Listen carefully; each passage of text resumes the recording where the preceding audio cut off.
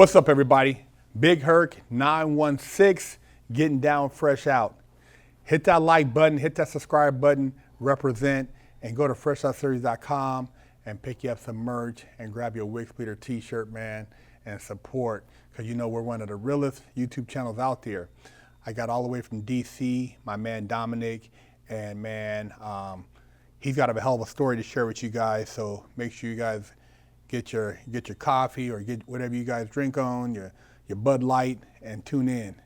Dominic, share with our audience, man, a little bit about your background and how you grew up and, you know, how your life kind of transformed into the person you are here today.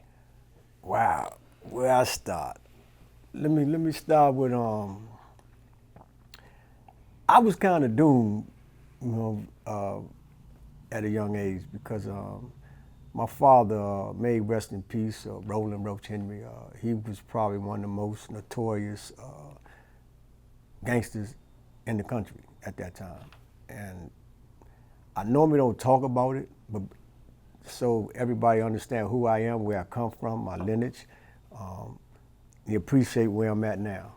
And my fondest memories of me growing up is when I used to go in my father's room and he had a line of machine guns on the wall, them old Thompsons. This is in the 60s, them real heavy Jones. And he had them TV platters full of money.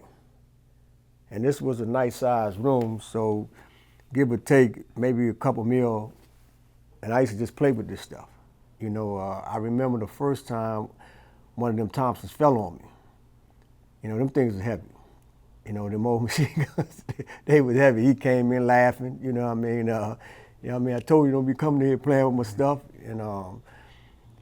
And I used to, you know, as I look at it now, and it was, I used to listen to everything that was going on around him. They used to have their little meetings of how they was taking over DC and all the problems they was having, and I used to just sit back and just listen, and I was fascinated. You know, I was fascinated. That's why I say I was kind of doomed, you know what I mean, before I started. And so my mom, typical business professional. She, you know, she was a supervisor at the main post office. She had a little side business. And when my father went to prison in 1970, it was in the 1970s, my mother moved out of the district to Maryland because she wanted to give me a better start. Little did she know, you know, like me moving in that part of Maryland, because it was right across the street from DC line. Oh, okay. You know, like most kids, parents that was in that life moved out Maryland at that point.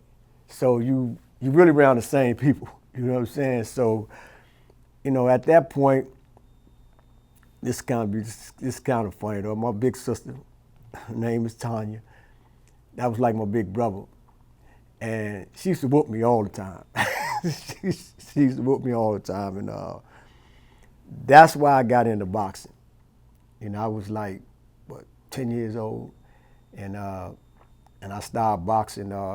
This was the time when Ray Leonard, his brother Dale, one they called Roger, we was all in the same gym. I was like the youngest. I was like, age bracket 10, 11, 60 pounds, and you know, that's when I really started boxing at that point, and I really kind of like loved it in a way, because I remember the first time I came home, the first day I was in the gym, I came home, I had my tooth knocked out, and my mom, she was just watching me, and she was just waiting to see what I was gonna do. So the next day, I gotta be honest, man, I ain't wanna go back. I ain't wanna go back. So baby girl, she like, man, going to the gym today? I made some excuse. She said, nah, come on, man, we going up in here today. So she took me back to the gym, and she looked at me, and she said, man, don't come home, man, until you pay him back. And see, at that time, the coaches, this is what they done. This is what they did to guys when they come in the boxing gym. They put you in with somebody big and stronger because they figured that once you get your ass whooped, if you come back, they're gonna take the time to train you. Mm-hmm. Most guys they'll train for like 6 months to a year, and they get hit one time, that's a waste of time.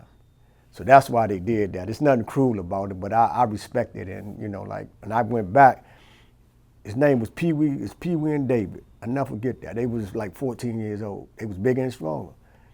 But I remember I went back, I got beat up again. And then I just got madder. And I ain't need my mom taking me up there no more. So that's when I just got into it, and I got good kind of quick because of that. And so my little boxing career, was taking off. So this was like in 70, 71, 72. So I'm going through the ranks of my childhood and, going to elementary, junior high school, the normal stuff. So, the remnants of my father was there. So I gravitated to that type of figure, that male figure, uncles and stuff like that. So growing up in the hood, I gravitated to that life. And the first thing I did, I started gambling, and I was a cheat artist. I started with that, then the normal thing, robberies and stuff like that. Wasn't nothing really heavy, So we had a little weed strip. I can't believe I'm saying this. We had a little weed strip. And the older guys came and put heroin in the weed strip. So we was telling them, look, man, we don't want that here.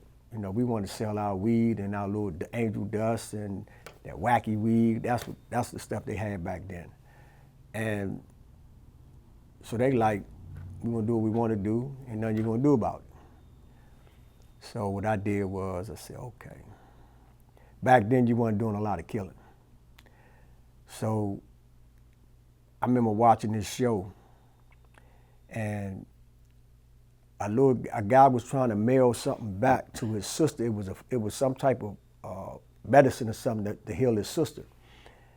And I'm in the watching, I'm like, damn.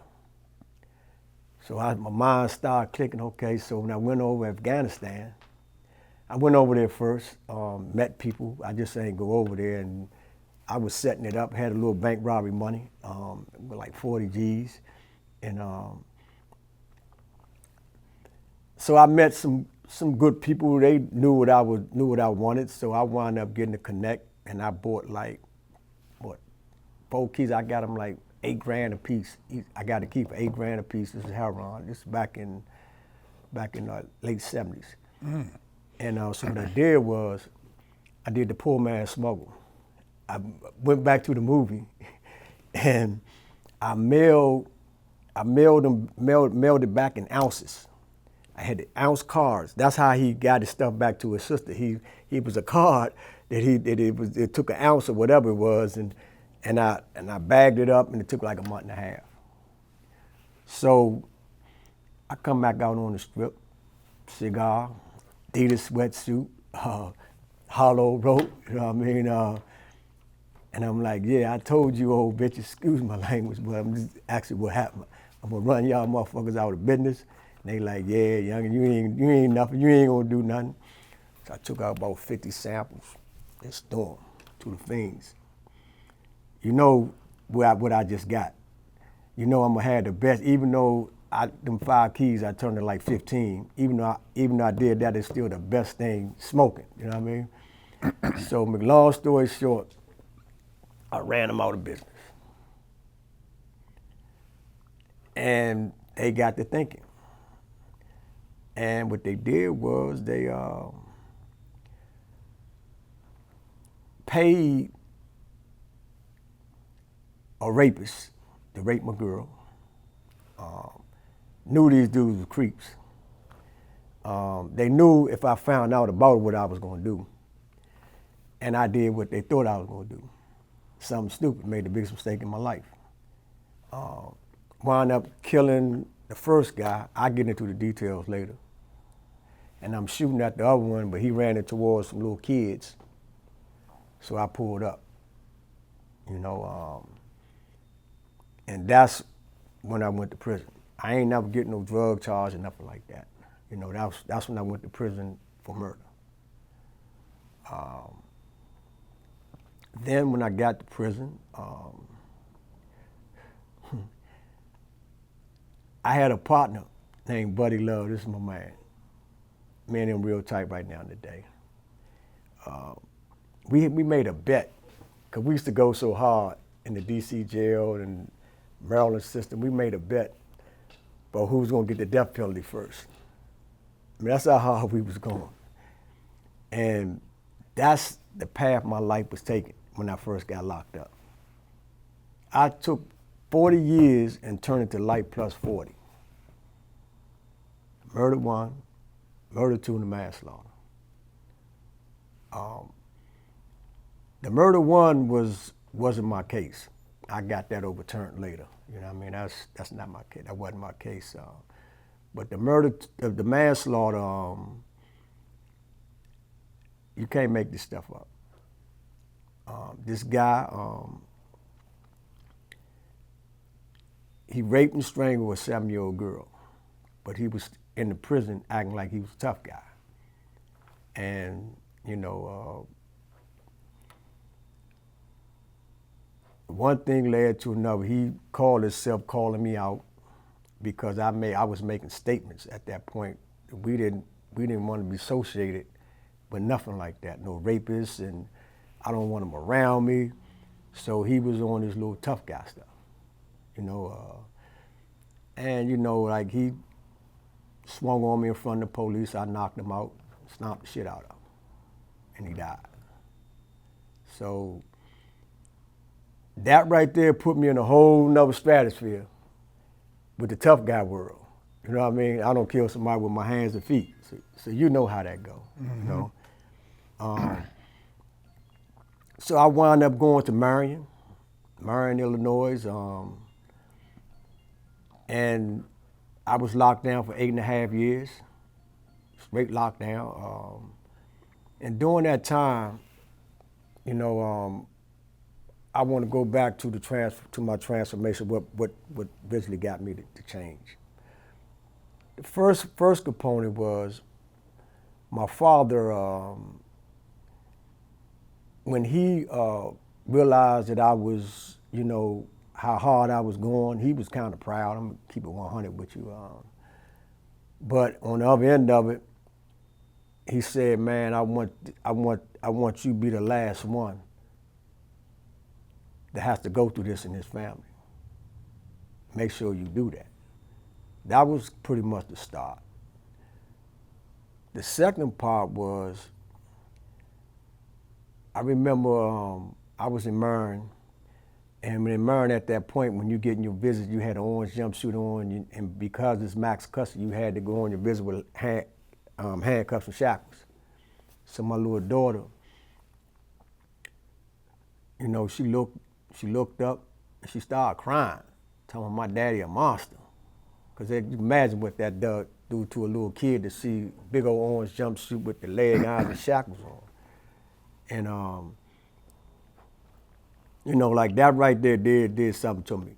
Because I looked at my girl, I said, "Look, y'all got to go. And don't even come up here no more." That right there got me, I'm just laying it out because if anybody tell you, and I know that they change just like that, they lying. It's a process. It's a process of getting into it. It's a process of getting out of it. And I went through that process. I started studying psychology. I was a straight A student. The professors was kind of mauled at my essays, the intensity of the work. They was like, "How you doing this? Few people would do this well." Like the stigma African American, you know, you know what I mean, in prison for these type of cases, you know how that go, man. Yeah. And so, you know, these things just, you know, like incrementally, you know, start happening. So I would say I had a partner named Eddie Mathis. I ain't gonna call him my partner, it was my big homie. I can give it to him right, that's my big homie, Eddie Mathis, EJ. He told me, he said, man, he said, you know, the DC thing, man, he said, man, you know, like, we into so much shit, man. He said, man, I want you to change that image, man. And I looked at him like, man, how the hell can I do that? We ain't no gang. You know, DC's not a gang. Ain't nobody got to listen to me. And he like, man, you'll figure out a way. And I looked at him, yeah. And 2 years went past, I did. I started building bridges with Armed Brotherhood because we was at war with Armed Brotherhood and the Mexican Mafia at that point. And I didn't even get into none of that. If you want to go into that, we can do that too. It's so much to unpack. Mm-hmm.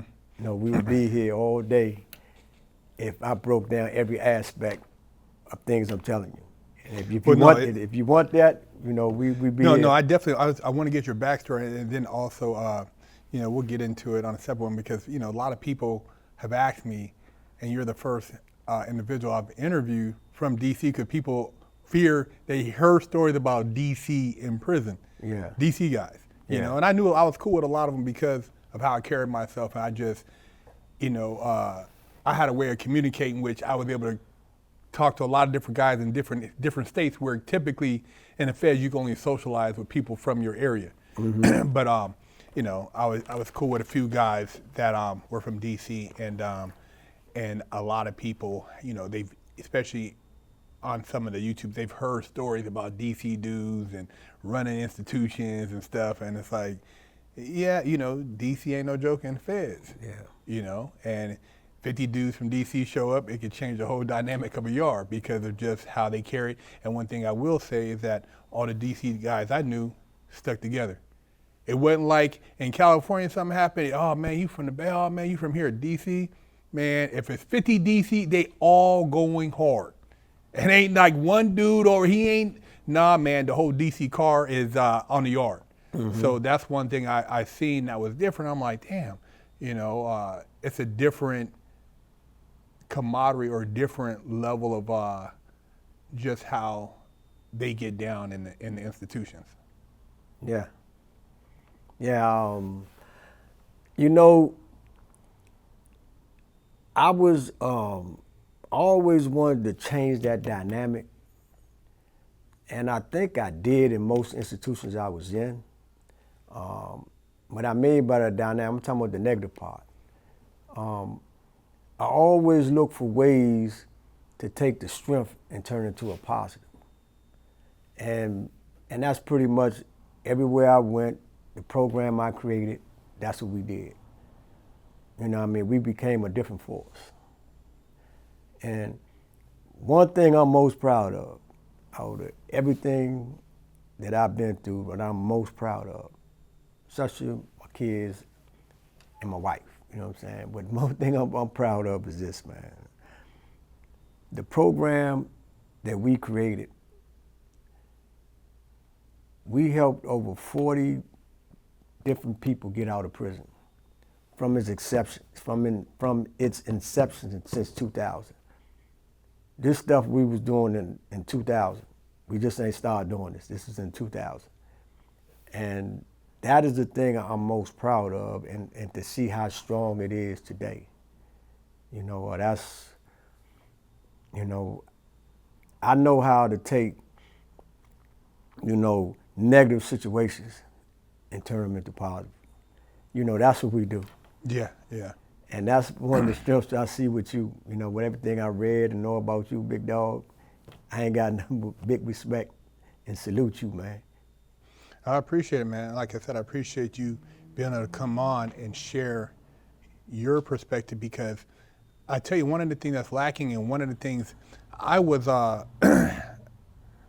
what I was craving and didn't realize it or seeking was a role model, and a father figure. So when I got to the pen, Lompoc USP 2000, and it's all type of craziness going up in that USP, but I found an individual, a brother, and out of all the brothers in there, he wore his pants a certain way, talked very articulate, very cool, and we ended up becoming good friends, and he taught me a lot about myself. So it was like I had like a big brother or like a dad, but it was a positive influence rather than a negative. And we did a lot of things together, but I'm like, man, if I can get out and recreate that without having to go to this dungeon to find that, I can save all these young men and give them an opportunity so that they don't have to go to the pen and be sitting on 20 and be thinking, damn, I got to do 20 or 15 or 10 or even a day.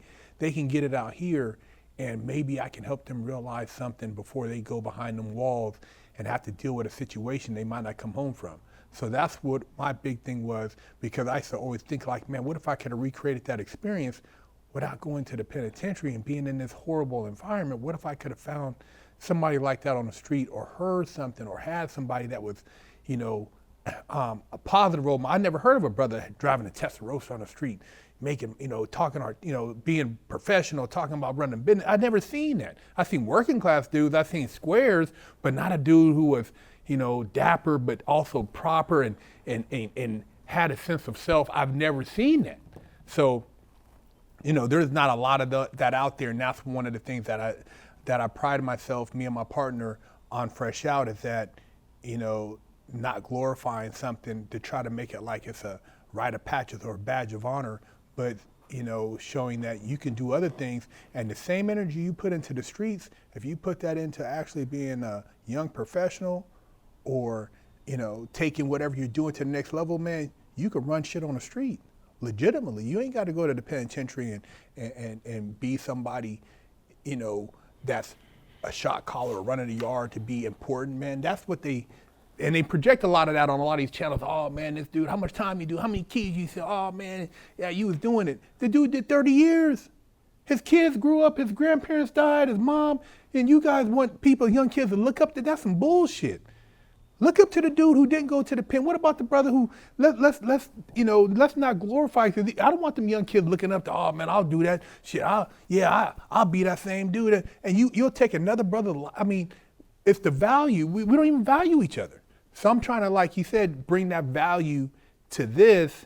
And that's why this platform, it's like, people say, oh man, you say certain things about blah. I said, dude, I want us to take accountability and quit going out and letting this so-called program make us think that we're glorifying something that's really setting us backwards, because we got so much more potential.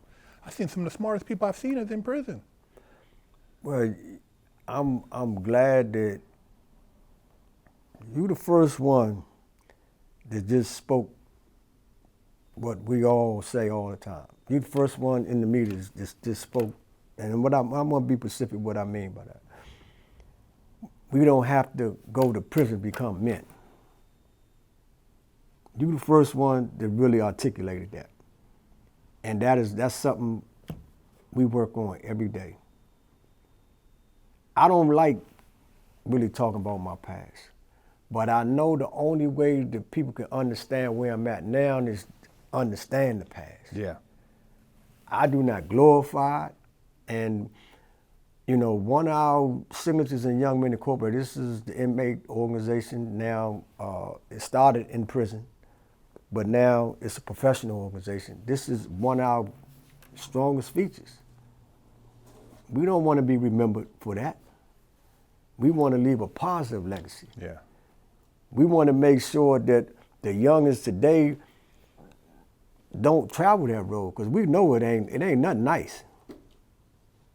And you don't really have to do that to be a man. And one of the things that we are currently doing now is we are putting more focus on the guys that's, not doing the bad thing, and training them so they can reach out to the ones that still caught up in the struggle. Because that's one of the problems we have. All the focus is going to the guys that's cutting up. Mm-hmm.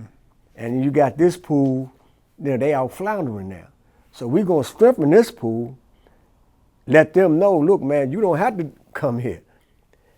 Then that pool can strengthen them because, yeah, we ain't killed nobody, but we in this together because Young Men Incorporated is a business for the young dudes. That's right. So I applaud you for that. I applaud you for that, man. You know what I mean? Because that's real. We do not want our youngsters thinking that they have to go to prison to become a man. Yeah, and the whole concept, you ain't no body unless you have a body. That's sad, man. It's sad because all these bodies is brothers. You know, you say, oh, you ain't no body unless you, and I listen to it sometimes, and I used to think, because juvenile hall, CYA, federal prison, I'm like, when I woke up and I'm in the feds, and I remember just juvenile hall, just working my way all the way up through that little thing, and I wasn't a dummy, straight A student, very smart, could have done a lot of things, but then, and I'm looking at the anger, where'd all the anger come from? Why did we channel the energy, and why these dudes, I'm looking at whether it's guys from Chicago, the Bay, LA, Florida, Virginia, and then the divide and how, and I'm like, why is there so much? But then I see these other groups, how they kind of sticking together, and I'm like, man, if somehow they figured it out, the black community, dude, it'd be a force to be reckoned with, man. But it's so fragmented.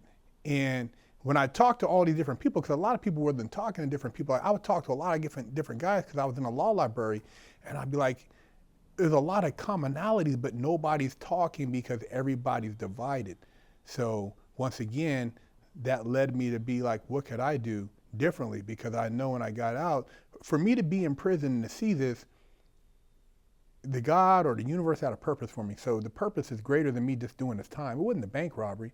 It was something else for me to get here because I didn't need to go do that. So when I'm looking at my situation, I'm like, okay, when the time comes, it will unveil itself, and then that's what led me on this path. And I know I'm really working against the narrative of what a lot of people are preaching, because I tell you right now, all these hip hop guys, all these dudes, all you talking about, dude, look, if you think you really want to sleep at night and you got a conscience thinking like you just whack somebody and it just goes away, that dude got family, he got kids, he got people that want to give, it ain't just you going to prison, you got people who want to avenge him. So it don't stop with just because you thought you was somebody.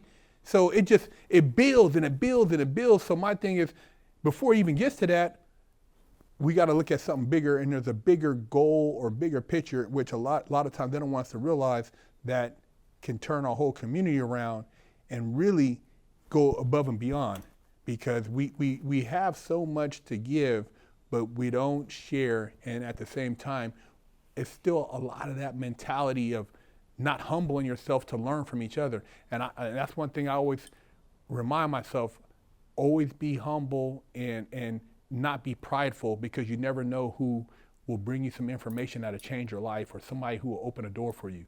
It doesn't matter the age, it doesn't matter where they're from, it doesn't even matter the skin complexion. Be humble. And so I always try to do that daily, is be humble, man. And so like I said, my gratitude goes to you taking the time out to share your story, because if you go to bed with your story, who knows how these other people, how are they going to hear, where are they going to hear it from?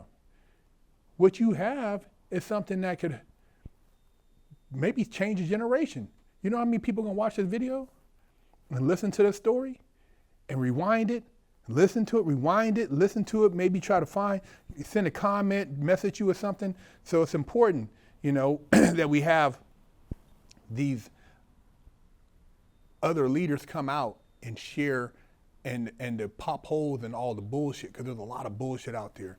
All you do, that's all they rap about is bullshit, So it's much appreciated, man. But we're gonna get into some more stuff on some other stories with you, man. So Dominic, Big Herc, getting down with Fresh Out. You tired of smelling like stanky butt, funky armpits? Wash your ass. Go to FreshOutSeries.com and pick you up a bar of soap.